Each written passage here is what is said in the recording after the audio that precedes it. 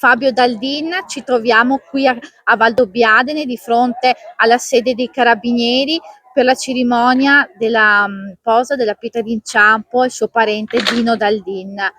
Che ricordo ha la famiglia di questo giovane che ha sacrificato la propria vita per la libertà del paese?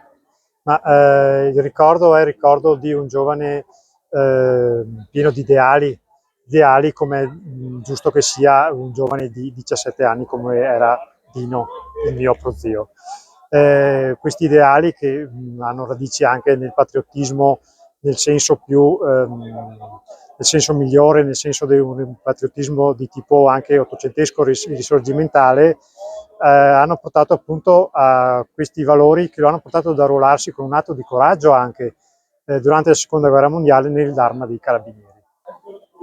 Oltre a questo c'è da dire che le vicende della seconda guerra mondiale, per come si sono svolte, hanno poi preso una piega, come sappiamo, drammatica, inaspettata, una piega che ha portato al suo internamento nel campo di Mauthausen nell'ultimo scorcio della guerra, cioè nel 1945.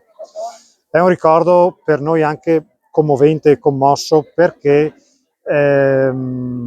i miei nonni paterni ricordano molto bene la vicenda e ricordano anche come a loro sia sempre stato raccontato che la morte di Dino fu per polmonite.